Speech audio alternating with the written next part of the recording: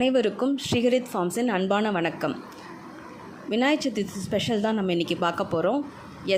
கொழுக்கட்டை எப்படி பண்ணுறதுன்னு பார்க்க போகிறோம். அதுவும் மாப்பிள்ளை சம்பா அவல் யூஸ் பண்ணி எப்படி கொழுக்கட்டை பண்ண போகிறோன்னு பார்க்கலாம் வாங்க. 250 கிராம்ஸ் மாப்பிள்ளை சம்பா அவல் எடுத்து அதை நல்லா 2-3 தண்ணியில் நல்லா கழுகிடுங்க. கழுகிட்டு ஒரு 30 நிமிஷம் புதுசாக தண்ணி பிடிச்சி அதில் ஊற வச்சுருங்க. லைட்டாக சால்ட் ஆட் பண்ணிக்கோங்க. அதோட இது ஊறுற கேப்பில் நம்ம கார கொழுக்கட்டையும் இனிப்பு கொழுக்கட்டைக்கும் தேவையான பொருட்கள் எடுத்து வச்சு அதை ப்ரிப்பேர் பண்ணிடலாம். கார கொழுக்கட்டைக்கு தேவையான வெங்காயம், கடுகு, உளுத்தப்பருப்பு, பச்சை மிளகாவோ இல்லை வரமிளகாவோ உங்களுக்கு தேவையானதை நீங்கள் போட்டுக்கோங்க. கருவேப்பிலை இதெல்லாம் போட்டு நல்லா தாளித்து எடுத்து வச்சுக்கோங்க. ஃபைனலாக இறக்குறதுக்கு முன்னாடி தேங்காய் கொஞ்சம் சிதலாக கட் பண்ணி அதில் போட்டு சேர்த்துக்குங்க.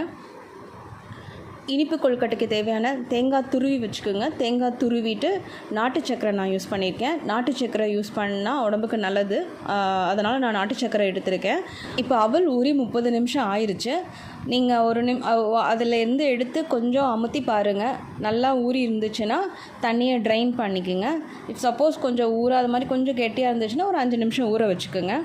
இப்போ ட்ரைன் பண்ணதுக்கப்புறம் உடனே அதை நல்லா போட்டு பிசைஞ்சிருங்க. பிசைஞ்சு ஒரு சப்பாத்தி மாவு பிசைகிற அளவுக்கு பதத்துக்கு நல்லா பிசைஞ்சிட்டு அப்புறம் நம்ம காரக்கொழுக்கட்டைக்கு தேவை எவ்வளவோ இனிப்பு கொழுக்கட்டைக்கு தேவை எவ்வளவோ அது தனியாக பிரித்து வச்சுட்டு காரக்கொழுக்கட்டைக்கு தேவையான பொருட்கள்லாம் அதில் ஆட் பண்ணி நல்லா பிடிச்சு அதை தனியாக எடுத்து வச்சுக்கோங்க.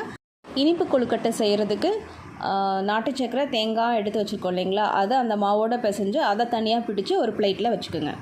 இப்போ இதை எல்லாத்தையும் சேர்த்து இட்லி பாத்திரத்தில் போட்டு நம்ம ஸ்டீம் பண்ணிக்கலாம்.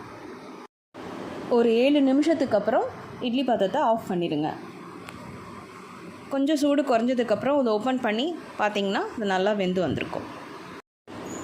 இதை என் பசங்களுக்கு நான் சர்வ் பண்ணேன். அவங்களுக்கு காரக்கொழுக்கட்டை விட இனிப்பு கொழுக்கட்டை ரொம்ப பிடிச்சிருந்தது.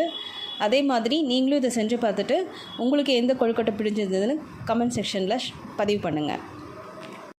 அனைவருக்கும் விநாயகர் சதுர்த்தி நல்வாழ்த்துக்கள். உங்களை அடுத்த வீடியோவில் ஒரு புது ரெசிபியோடு சந்திக்கிறேன். அதுவரைக்கும் உங்களிடமிருந்து விடைபெறுவது உமா சசிகுமார். நன்றி, வணக்கம்.